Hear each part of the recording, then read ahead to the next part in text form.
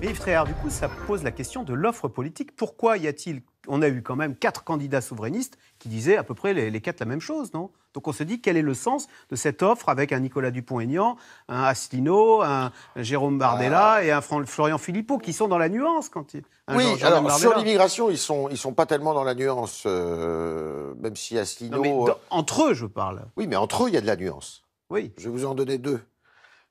Par exemple, M. Asselineau, et il l'a laissé entendre hier, il veut qu'on rétablisse les frontières, il veut sortir de l'Europe, l'Europe, Union européenne, mais il veut ouvrir les frontières à l'immigration maghrébine, par exemple.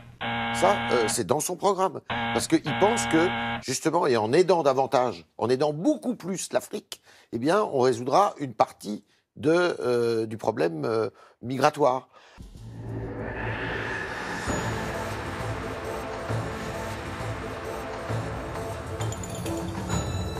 On va donner la parole, si vous le voulez bien, à François Asselineau sur cette question des migrants. Donc aujourd'hui, finalement, il y a des migrants en Méditerranée qui continuent d'arriver. Demain, tout le monde l'a dit, il y aura des questions sur les migrations économiques, climatiques, des demandeurs d'asile. Vous, François Asselineau, quel est votre remède? J'aimerais qu'on revienne sur un point fondamental. Pourquoi y a-t-il eu tous ces migrants récemment? C'est tout simplement parce qu'on a démoli la Libye, le régime libyen, qu'on a démoli ensuite le régime syrien, après avoir démoli le régime irakien, c'est-à-dire d'ailleurs les régimes laïques du Moyen-Orient. C'est très juste. Et la France s'est assise dans cette position parce que nous sommes, par l'intermédiaire des traités européens, placés sous la tutelle de l'OTAN et que nous suivons la géopolitique américaine. L'article 42 du TUE. C'est la raison pour laquelle... Moi, je voudrais dire qu'on ne peut pas, je ne vous ai pas interrompu, on ne peut pas à la fois dire que l'on construit l'Europe avec des frontières pour se protéger du reste du monde et dire par ailleurs que l'on est favorable au développement des liens avec, par exemple, la francophonie.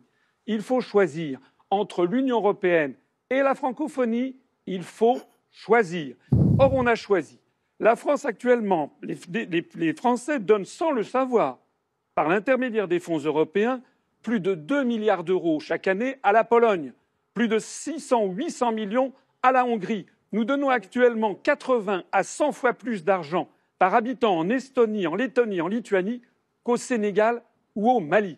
C'est la raison pour laquelle sortir de l'Union européenne, contrairement à ce que certains croient, ça n'est pas se refermer sur la France, c'est au contraire renouer avec nos amitiés traditionnelles et fournir à ces peuples d'Afrique qui nous sont si proches les moyens du développement afin de stabiliser leur population. Tout le reste est littérature. Monsieur Asselineau, et il l'a laissé entendre hier, il veut qu'on rétablisse les frontières, il veut sortir de l'Europe, l'Europe, Union européenne, mais il veut ouvrir les frontières à l'immigration maghrébine, par exemple. Ça, c'est dans son programme.